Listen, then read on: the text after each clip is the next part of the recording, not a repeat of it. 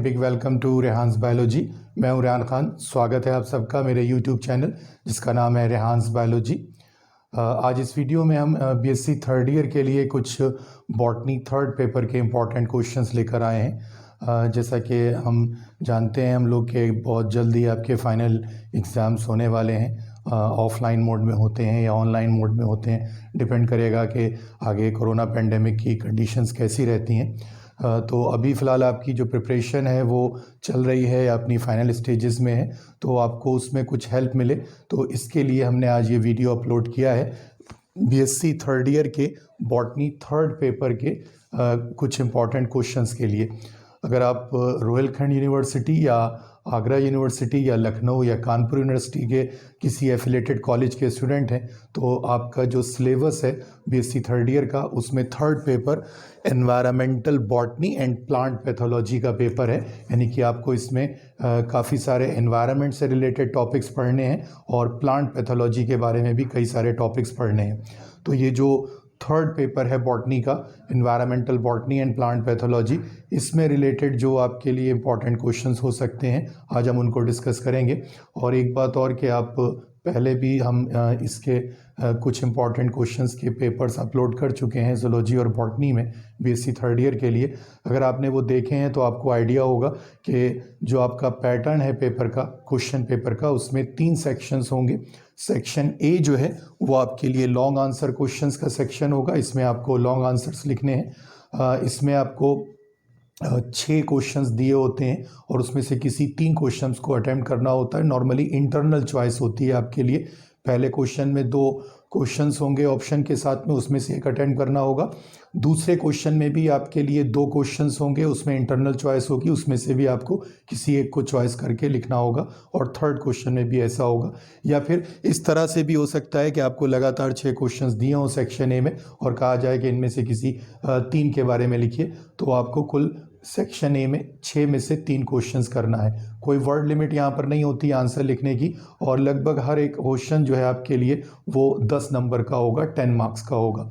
तो section A आपके लिए होता है। उसी तरह से फिर सेक्शन बी होता है जिसमें आपको कुछ शॉर्ट नोट्स लिखने होते हैं। यूजुअली वो 8 या 10 टॉपिक दिए होते हैं जिनमें से किसी 5 पर आपको नोट लिखना होते हैं। यहाँ पर आपके लिए वर्ड लिमिट होती है लगभग 100 शब्दों की और हर एक शॉर्ट नोट यहाँ पर 2 से 3 नंबर का होता है।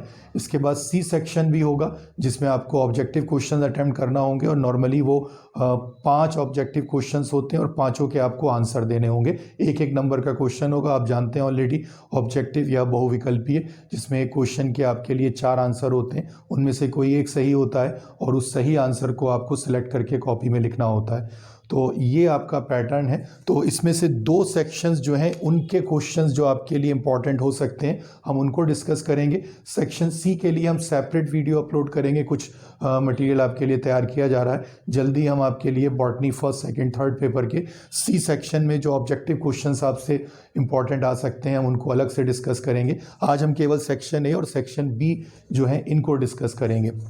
तो आइए देखते हैं क्या क्या क्वेश्चंस आपके लिए इंपॉर्टेंट हो सकते हैं। सेक्शन ए जो लॉन्ग आंसर का सेक्शन है उसमें पहला क्वेश्चन आपके लिए है first, what is soil erosion, Hindi में भूमि अपरदन कहते हैं। Discuss methods to control soil erosion. ये टॉपिक अगर आपने हिंदी मीडियम के किसी नोट से पढ़ा है तो वहाँ पर भूमि क्षय या भूमि अपरदन के नाम से दिया होता है। हम जानते हैं कि भूमि की सबसे ऊपर की सतह जो है वो फर्टाइल लेयर होती है। पौधे उसी सतह से अपने लिए वाटर और मिनरल्स को एब्जॉर्ब करते हैं, यानी कि जल और खनिज लवणों को अवशोषित करते हैं। किसी वजह से अगर वो ऊपर की लेयर जो है वो रिमूव हो जाती है, वो हट जाती है, नष्ट हो जाती है, तो भूमि की उपजाऊ क्षमता यानी कि फर्टिलिटी घट जाती है और फिर भूमि जो है धीमे धीमे करके बंजर या ऊसर हो जाती है। तो भूमि क्षय या भूमि अपरदन या जिसको अंग्रेजी में हम सॉइल इरोजन कहते हैं, क्या होता है आपको परिभाषा देनी है। और discuss methods to control soil erosion, जिस तरह से भी सॉइल इरोजन पॉसिबल हो सकता है, चाहे वो विंड इरोजन हो, वाटर इरोजन हो, इनको कैसे रोका जा सकता है, यानी कि भूमि संरक्षण किस तरह से किया जा सकता है वो आपको बताना है। तो एक अच्छा क्वेश्चन है, बेहतर टॉपिक है, तैयार कीजिएगा इसको। दूसरा क्वेश्चन आपके लिए है सेकंड, डिफाइंड बायोटिक कम्युनिटीज, हिंदी में कहते हैं जैविक समुदाय। Write an essay on characteristics of biotic communities. Communities, species और पॉपुलेशन ये आपस में इंटर रिलेटेड टर्म्स हैं इकोलॉजिकल पॉइंट ऑफ व्यू से। तो आपके लिए जो टॉपिक इम्पॉर्टेंट है पॉपुलेशन के फीचर्स और बायोटिक कम्युनिटीज़ के फीचर, ये दोनों टॉपिक आपके लिए इंपॉर्टेंट हो सकते हैं, लेकिन बॉटनी थर्ड पेपर में बायोटिक कम्युनिटीज़ का जो टॉपिक है ये ज़्यादा इंपॉर्टेंट है। पॉपुलेशन का जो टॉपिक है फीचर्स ऑफ पॉपुलेशन, वो आपके लिए जोलॉजी में ज़्यादा इंपॉर्टेंट हो सकता है थर्ड पेपर में। फिलहाल हम बॉटनी थर्ड पेपर को डिस्कस कर रहे हैं। तो बायोटिक कम्युनिटीज़ यानी कि जैविक समुदाय क्या होते हैं, इनके बारे में बताना है, इनकी परिभाषा लिखनी है। और कैरेक्टरिस्टिक्स ऑफ बायोटिक कम्युनिटीज़ यानी कि जो जैविक समुदाय हैं उनके लक्षण आपको बताने हैं, क्या क्या लक्षण हो सकते हैं। बहुत सारे लक्षण हैं उसमें, स्पीशीज़ डाइवर्सिटी है, स्पीशीज़ डेंसिटी है, स्पीशीज़ स्ट्राटा है। तो ये आपको सारी चीज़ें जो है उस वहाँ पर एक्सप्लेन करनी है। थर्ड क्वेश्चन देखते हैं, आइए। तीसरा क्वेश्चन है, give an account of various non conventional energy resources of India. ये एक तरह का एस्से है, एक तरह का ये निबंध है जो आपको लिखना है नॉन कन्वेंशनल एनर्जी रिसोर्सेज पर। इनको हिंदी में गैर परंपरागत ऊर्जा स्रोत कहते हैं। अगर आपने ये टॉपिक पढ़ा है तो आप ऑलरेडी जानते होंगे कि दो तरह के ऊर्जा स्रोत या एनर्जी रिसोर्सेज होते हैं। एक तो वो जिन्हें हम इस्तेमाल कर रहे हैं लगातार, लेकिन वो उतनी तेज़ी से दोबारा नहीं बन रहे हैं या उनका दोबारा बनना संभव नहीं है, उनका रिन्यूएबल जो है या रिक्रिएशन होना पॉसिबल नहीं है, और कभी ना कभी आगे चलकर वो रिसोर्सेज ख़त्म हो जाएंगे। लिमिटेड रिसोर्सेज हैं, लिमिटेड अमाउंट में है, तो वो तो नॉन रिन्यूएबल एनर्जी रिसोर्सेज कहलाते हैं। और जो हम प्राचीन समय से इस्तेमाल कर रहे हैं वो रिसोर्सेज वही हैं, तो इसलिए उनको कन्वेंशनल एनर्जी रिसोर्सेज भी कहते हैं। कोल, पेट्रोलियम, इस तरह के जो रिसोर्सेज हैं, तो ये पेट्रोलियम प्रोडक्ट जो हैं ये जो है हमारे लिए कन्वेंशनल और नॉन रिन्यूएबल एनर्जी रिसोर्सेज हैं, परंपरागत और ऐसे रिसोर्सेज जिनका दोबारा से पुनर्निर्माण नहीं हो सकता। लेकिन कुछ ऐसे रिसोर्सेज भी हैं जो अभी हाल फिलहाल में खोजे गए हैं मनुष्यों द्वारा पिछले कुछ 50-100 साल में, और उनका हम इस्तेमाल करते हैं और उतनी तेज़ी से वो बनते भी हैं। तो वो रिन्यूएबल एनर्जी रिसोर्सेज हैं जिनको रिन्यू किया जा सकता है, और ये परंपरागत रूप से हम लोग इस्तेमाल नहीं करते थे, प्राचीन समय से इस्तेमाल नहीं कर रहे थे। कुछ समय पहले ही उनको खोजकर उनके लिए तकनीक विकसित करके उनको इस्तेमाल करना हमने शुरू किया है। तो जो भी हमारे रिसोर्सेज ऐसे हैं जो हम पहले से इस्तेमाल नहीं कर रहे हैं, लगातार उनका अब इस्तेमाल बढ़ रहा है और वो बराबर बनते भी जाते हैं, तो वो हमारे लिए रिन्यूएबल एनर्जी रिसोर्सेज भी हैं, और एक्चुअली वो हमारे लिए नॉन कन्वेंशनल एनर्जी रिसोर्सेज भी हैं, गैर परंपरागत ऊर्जा स्रोत, यानी कि ऐसे ऊर्जा स्रोत जो परंपरागत रूप से हम इस्तेमाल नहीं करते थे, जिसमें आपके लिए सोलर एनर्जी है, जिसमें आपके लिए विंड एनर्जी है, जिसमें आपके लिए टाइडल एनर्जी है, बायोगैस एनर्जी है। ये हमारे नॉन कन्वेंशनल एनर्जी रिसोर्सेज हैं। तो इन्हीं को आपको डिस्कस करना है। भारत में क्या संभावनाएं हैं उसकी, कितना हमने उनका इस्तेमाल कर लिया है और कितना इस्तेमाल हम कर सकते हैं आगे, इसके बारे में आपको जो है वो लिखना होगा। तो एक अच्छा टॉपिक है और आपके लिए शॉर्ट नोट और ऑब्जेक्टिव क्वेश्चन के पर्पज से भी बहुत इंपॉर्टेंट है। नंबर 4 क्वेश्चन देखते हैं। Fourth question, what do you understand by pollution? प्रदूषण से आप क्या समझते हैं? Give an account of causes, sources, effects and control of air pollution. तो प्रदूषण से आप क्या समझते हैं, परिभाषा आपको देनी है। हमारे वातावरण में कोई भी हानिकारक पदार्थ अगर प्रवेश करते हैं मनुष्यों के कारण या किसी भी मनुष्यों की गतिविधि के कारण, और उनकी वजह से हमारे ऊपर और दूसरे जीवधारियों पर दुष्प्रभाव पड़ते हैं, तो ये प्रदूषण है, ये पोल्यूशन है। Entry of unwanted unsuitable substances into our atmosphere which causes harm to the human beings as well as to the other living organism. तो ये पोल्यूशन की परिभाषा आपको देनी है। और एयर पोल्यूशन के बारे में, वायु प्रदूषण के बारे में आपको बताना है, क्या उनके कारण हैं, क्या उनके स्रोत हैं और उनके प्रभाव क्या हैं और उनका हम नियंत्रण कैसे करें। तो ये एक बहुत बड़ा भी टॉपिक है और बहुत अच्छा टॉपिक है, और इससे आपको कई सारे शॉर्ट नोट मिलेंगे। यहाँ सेक्शन बी में अभी हम जो नाम डिस्कस करेंगे शॉर्ट नोट के लिए, आप देखेंगे उसमें से कई सारे ऐसे टॉपिक्स हैं जो अगर आप एयर पोल्यूशन के बारे में लॉन्ग क्वेश्चन तैयार करेंगे तो वहाँ पर आपको वो शॉर्ट नोट भी तैयार करना होगा। तो ये एक बेहतर अच्छा टॉपिक है आपके लिए, इसको तैयार करिएगा। एक और क्वेश्चन आपके लिए नंबर 5, 5th नंबर पर 5वां क्वेश्चन है, what is etiology? Explain it by giving examples of viral diseases studied by you. What is etiology? Etiology क्या होती है? ईटियोलॉजी का अर्थ होता है कि किसी भी अगर रोगजनक तत्व से या किसी भी पैथोजन से जो रोग उत्पन्न हो रहा है, जो डिजीज़ उत्पन्न हो रही है, उसके कारण क्या हैं, उसके लक्षण क्या हैं, उसका जो रोग चक्र है वो कैसे चलता है और उसके नियंत्रण हम कैसे कर सकते हैं। तो causal agent, symptoms, control and disease cycle, ये सब जब आप स्टडी करते हैं तो इसको ईटियोलॉजी कहते हैं। मेडिकल फील्ड में ईटियोलॉजी का बहुत इंपॉर्टेंस है, क्योंकि उससे हमें किसी भी पैथोजन या किसी भी रोगजनक तत्व की जीवन क्रिया पता चल जाती है, कैसे वो मनुष्यों या किसी जीवधारी पर आक्रमण करता है, कैसे रोग उत्पन्न करता है, क्या लक्षण हमें दिखेंगे और कैसे हम नियंत्रण करेंगे। तो ये जो आपके लिए टॉपिक है उसमें ये पहला जो पार्ट है ये परिभाषा का है। परिभाषा आपको ज़रूर देनी होती है, तो ये एक अच्छी परिभाषा, एक छोटी सी परिभाषा आप याद करके लिखिएगा। इसके बाद जो मेन क्वेश्चन का पार्ट है उसमें आपसे कहा गया वायरल डिजीजेस, जो विषाणु जनित रोग हैं। अब ये याद रखिएगा, ये टॉपिक आप बॉटनी में पढ़ रहे हैं तो यहाँ पर वायरल डिजीजेस ऑफ प्लांट्स के बारे में बात होगी, केवल उनको बताना है। बहुत सारे स्टूडेंट कन्फ्यूजन में आकर जो मनुष्यों में वायरल डिजीजेस होती हैं, चिकन पॉक्स और स्मॉल पॉक्स जैसी, रेबीज जैसी, उसको वहाँ डिस्कस करते हैं। वो नहीं करना है आपको। प्लांट्स में होने वाली वायरल डिजीजेस, पौधों में होने वाले विषाणु जनित रोगों को आपको जो है वो बताना है। टोबैको मोज़ैक डिजीज़ है, मोज़ैक डिजीज़ ऑफ क्यूकम्बर है, पोटैटो स्कैब डिजीज़ है, येलो वेन ऑफ भिंडी है, ओकरा भी कहते हैं जिसको। तो ये सब वायरल डिजीज़ेज़ हैं जो पौधों में होती हैं या पौधों में होने वाले ये ऐसे रोग हैं जो विषाणुओं द्वारा होते हैं। आपको इनको एक्सप्लेन करना है। एक और आपके लिए क्वेश्चन है, लास्ट नंबर 6 क्वेश्चन है, छठा क्वेश्चन इस सेक्शन ए में।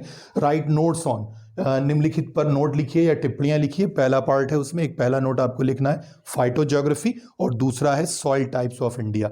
फाइटोज्योग्राफी नाम से आपको मालूम हो रहा है कि किसी भी भौगोलिक क्षेत्र में जो पौधे पाए जाते हैं, जो प्लांट स्पीशीज पाई जाती हैं, पौधों के जो प्रकार पाए जाते हैं, उनके आधार पर अगर आप किसी भी एरिया को या पूरे विश्व को अगर भागों में बांटेंगे तो ये फाइटोज्योग्राफिकल रीजन्स कहलाएंगे और इनका अध्ययन फाइटोज्योग्राफी कहलाएगा।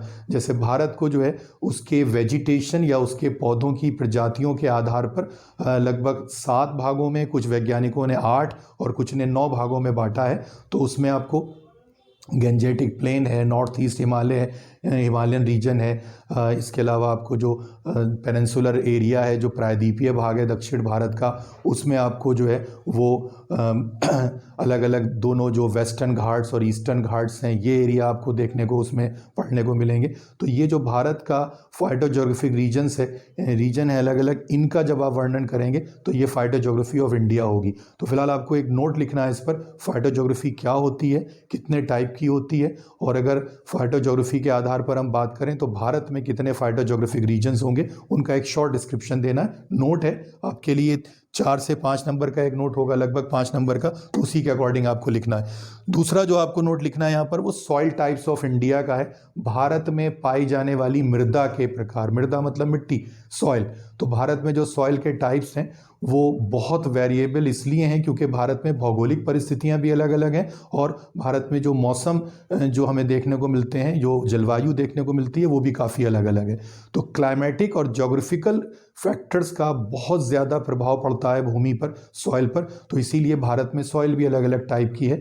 तो भारत में लेटराइट सॉइल है, एलुवियल सॉइल है, ब्लैक सॉइल है, रेड सॉइल है, माउंटेन सॉइल है, पीट सॉइल है। तो आपको ये सारी जो है, ऊसर सॉइल भी है। तो आपको ये सारी सॉइल्स के बारे में शॉर्ट में, ब्रीफ में आपको यहाँ लिखना है, सॉइल टाइप्स ऑफ इंडिया। इसमें याद रखिएगा इन दोनों क्वेश्चंस में, अगर आप इसमें इंडिया का एक मैप दिखाते हैं और उसमें आप इन रीजन्स को शो करते हैं, फाइटोज्योग्राफिक रीजन्स को, और जो अलग अलग एरियाज़ में इंडिया के अलग अलग टाइप की सॉइल्स पाई जाती हैं उनको अगर आप दिखाते हैं, तो ये आपके क्वेश्चन का जो आपने आंसर लिखा है उसके साथ एक बड़ा वेटेज होगा और आपको जो मार्क्स मिलेंगे वो डेफिनेटली बहुत बेहतर हो जाएंगे अगर आपने उस तरह से अपने आंसर को वहाँ पर प्रेजेंट किया होगा।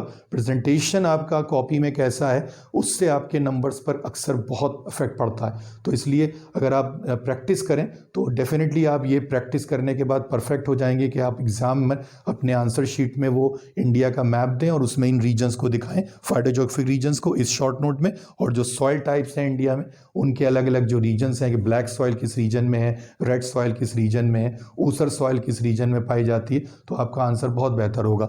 तो ये हमारे गेस के अकॉर्डिंग आपके लिए 6 क्वेश्चंस थे लॉन्ग के सेक्शन ए में। इनमें से कोई 3 क्वेश्चंस आपको अटेम्प्ट करने को कहा जाएगा, तो आप ये क्वेश्चंस तैयार कीजिए और होप्स हो कि आपको बहुत बेहतर इसमें से आसानी से जो अपने आंसर देने के लिए क्वेश्चंस वहाँ मिलेंगे, तो इसमें से आपको आसानी से 3 क्वेश्चंस मिल सकते हैं। अगला सेक्शन देखते हैं, सेक्शन बी। इस सेक्शन में आपको एज यूजुअल शॉर्ट नोट लिखना होते हैं, अभी पहले आपसे कहा, और उसमें भी आपको जो नोट लिखना होंगे वो नोट लगभग 8 टॉपिक दिए होंगे, उनमें से किसी 5 पर, या कभी कभी 10 टॉपिक दिए होते हैं, उनमें से किसी 5 पर आपको नोट लिखना होते हैं। 100 शब्दों में एक लिखना होगा और लगभग 3 या 2 नंबर का एक शॉर्ट नोट होगा। तो देखिए यहाँ पर आपके लिए जो पहला टॉपिक हमने चूज़ किया है शॉर्ट नोट के लिए इंपॉर्टेंट टॉपिक, सिट्रस कैंकर। ये एक्चुअली एक डिजीज़ है, एक रोग है, एक जीवाणु जनित रोग है, एक बैक्टीरियल डिजीज़ है प्लांट्स में होने वाली। सिट्रस फ्रूट्स कहते हैं फैमिली रुटेसी के मेंबर्स को, जिसमें नींबू, संतरा, मौसमी ये फल शामिल हैं, जिनमें सिट्रिक एसिड होता है, खट्टे फल होते हैं ये। तो उनमें होने वाला एक रोग है बैक्टीरिया से होने वाला, ज़ेंथोमोनास सिट्राई एक बैक्टीरिया होता है, उसके कारण ये रोग होता है। तो एक अच्छा नोट आप इस पर लिख सकते हैं, तो इस पर आपको नोट लिखना है। ग्रीन हाउस इफेक्ट, अभी आपसे कहा था कि अगर आप एयर पोल्यूशन का टॉपिक तैयार करते हैं तो उससे रिलेटेड आपको काफ़ी सारे ऐसे टॉपिक मिलेंगे जो शॉर्ट नोट के तौर पर आप लिख सकते हैं। उन्हीं में से एक ग्रीन हाउस इफेक्ट भी है, एक बहुत अच्छा इंपॉर्टेंट टॉपिक है 2 वजह से। नोट के तौर पर तो इंपॉर्टेंट है ही, इसके अलावा आपको ऑब्जेक्टिव क्वेश्चन के पर्पज से भी ये बहुत इंपॉर्टेंट टॉपिक है। अगला है एसिड रेन, अगेन ये भी बहुत अच्छा इंपॉर्टेंट टॉपिक है एसिड रेन का, ये भी एयर पोल्यूशन से रिलेटेड है, अम्लीय वर्षा कहते हैं हिंदी में। बहुत अच्छे इस पर ऑब्जेक्टिव क्वेश्चंस भी आते हैं। Little leaf of brinjal, little leaf of brinjal actually एक डिजीज़ का नाम है, माइकोप्लाज्मा से होने वाला ये एक रोग है, और इसमें पत्तियां छोटी हो जाती हैं बैंगन के पौधे पर, और उसके जो माइकोप्लाज्मा का जो कारण है, जो उसके ऊपर इफेक्ट पड़ता है, तो उसमें पत्तियों के छोटा होने के बाद पौधे की वृद्धि नहीं होती है, फल नहीं बनते और पूरी फसल ख़राब हो जाती है। तो ये माइकोप्लाज्मल डिजीज़ है, एक माइकोप्लाज्मा से होने वाला रोग है, आप ऑलरेडी जानते हैं। माइकोप्लाज्मा का पुराना नाम PPLO है, प्लूरो निमोनिया लाइक ऑर्गेनिज्म, और वो स्मॉलेस्ट लिविंग सेल है। उसके कारण जो रोग होता है पौधों में, वो सबसे कॉमन ये रोग है। तो इसके ऊपर एक अच्छा नोट आप लिख सकते हैं, और ये एक बहुत अच्छा आपके लिए ऑब्जेक्टिव क्वेश्चन का पॉइंट भी हो सकता है। एक और आपके लिए टॉपिक है, अगेन ये आपके लिए शॉर्ट नोट और ऑब्जेक्टिव क्वेश्चन दोनों के लिए काम का है, ecological hot spots. Ecological hot spots का मतलब ऐसे भाग किसी भी कंट्री में या किसी भी एरिया में जहाँ पर वेजिटेशन बहुत रिच हो, बायोडाइवर्सिटी बहुत रिच हो, यानी कि स्पीशीज़ की संख्या बहुत ज़्यादा हो, लेकिन 2 कारण उसके साथ और जुड़े हों। एक, अधिकतर स्पीशीज़ 60% या उससे ज़्यादा स्पीशीज़ उस एरिया की एंडेंजर्ड हों, यानी कि संकटग्रस्त हों, भविष्य में समाप्त हो जाने वाली हों। और उसके अलावा उसमें से मेजॉरिटी ऑफ स्पीशीज़ जो हैं, अधिकतर जो प्रजातियां हैं, वो एंडेमिक हों। एंडेमिक एक का मतलब होता है कि किसी एक विशेष स्थान पर पाई जाने वाली प्रजाति जो और कहीं नहीं पाई जाती, यानी कि जिसका डिस्ट्रीब्यूशन जो है वो बहुत लिमिटेड है। तो अगर किसी स्थान पर बायोडाइवर्सिटी तो बहुत हाई है, बहुत रिच है, स्पीशीज़ का नंबर बहुत ज़्यादा है प्लांट और एनिमल्स का, लेकिन उसमें आधे से ज़्यादा स्पीशीज़ या प्रजातियां जो हैं निकट भविष्य में समाप्त होने वाली हैं, एंडेंजर्ड हैं और एंडेमिक भी हैं, केवल उसी स्थान पर पाई जाती हैं, उनकी जो उनका डिस्ट्रीब्यूशन रेंज है वो बहुत नैरो है। तो ऐसे जो एरियाज़ हैं उनको इकोलॉजिकल हॉट स्पॉट्स कहते हैं। तो भारत में जो है इकोलॉजिकल हॉट स्पॉट्स कितने हैं, कहाँ पाए जाते हैं, तो वो आपको इसमें लिखना होगा। वैसे आपने अगर ये टॉपिक पढ़ा हुआ है जिन लोगों ने, और जिनको ये नाम सुनकर कुछ ध्यान आ रहा हो तो वो याद करें, ईस्टर्न हिमालयन रीजन और इसके अलावा वेस्टर्न घाट्स, ये 2 इकोलॉजिकल हॉटस्पॉट्स माने जाते हैं इंडिया में। आप कम से कम ये 2 नाम याद रखिएगा ऑब्जेक्टिव क्वेश्चन के पर्पज से। अगला देखते हैं एंडेमिज्म, अभी जिसकी एक शब्द की बात करी हमने, ये उसी से संबंधित शॉर्ट नोट है। एंडेमिक स्पीशीज़, एंडेमिक स्पीशीज़ जो केवल एक विशेष स्थान पर पाई जाती हों, और ये जो प्रवृत्ति है, ये जो एक फिनोमिनन है कि कोई प्रजाति एक ख़ास स्थान पर पाई जाती है और कहीं नहीं पाई जाती, इसको एंडेमिज्म कहते हैं। तो इस पर आपको नोट लिखना है। पोटैटो स्कैब, ये एक डिजीज़ का नाम है, इसके ऊपर आपको नोट लिखना है। और एक लास्ट है नॉइस पोल्यूशन। ध्वनि प्रदूषण। प्रदूषण आपके सिलेबस में बहुत डिटेल में टॉपिक शामिल है।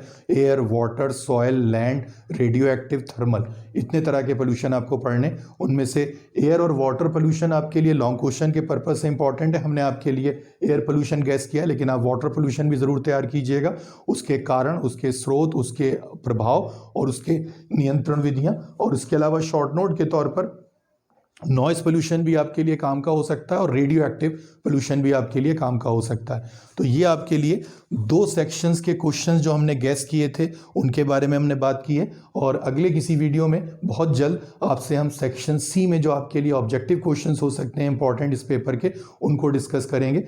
और जो टॉपिक्स यहाँ पर हमने आपको इंपॉर्टेंट दिए, इनमें से कुछ टॉपिक्स के बारे में ऑलरेडी हम पहले भी जो है वो वीडियो अपलोड कर चुके हैं। फाइटोज्योग्राफी पे हमने एक पहले वीडियो अपलोड किया है, तो आप ज़रूर देखिए उसको। और इसी तरह से नॉइस पोल्यूशन पर भी एक वीडियो अपलोड किया गया, उसको देखिए। बाकी जो टॉपिक यहाँ पर इंपॉर्टेंट है और आपको कुछ दिक्कत है उन टॉपिक्स में, तो हमें आप कमेंट बॉक्स में आकर ज़रूर कमेंट करके बताइए। हम कोशिश करेंगे कि उन टॉपिक्स पर हम अलग से वीडियो जल्दी अपलोड कर सकें। और प्लीज़ दोबारा से आपसे रिक्वेस्ट है, अगर वीडियो आप देखते हैं और आपको अच्छा लगता है, कुछ इन्फॉर्मेटिव लगता है, तो उसको लाइक ज़रूर कीजिए, शेयर कीजिए। और प्लीज़ अगर सब्सक्राइब नहीं किया है तो ज़रूर सब्सक्राइब कीजिए हमारे चैनल रेहान्स बायोलॉजी को। आप बराबर वीडियोस देखते हैं, बहुत आपका उसके लिए आभार है, धन्यवाद है, शुक्रिया है आपका कि आप लगातार हमारे वीडियोस को देखते हैं, पसंद करते हैं। लेकिन बहुत सारे स्टूडेंट ऐसे हैं जो वीडियोस देखते हैं लेकिन चैनल को सब्सक्राइब नहीं करते हैं, तो प्लीज़ चैनल को सब्सक्राइब ज़रूर कीजिए। और अगर वीडियो अच्छा लगे तो शेयर ज़रूर कीजिएगा, लाइक ज़रूर कीजिएगा। आप चाहें तो इसका एक स्क्रीनशॉट ले सकते हैं।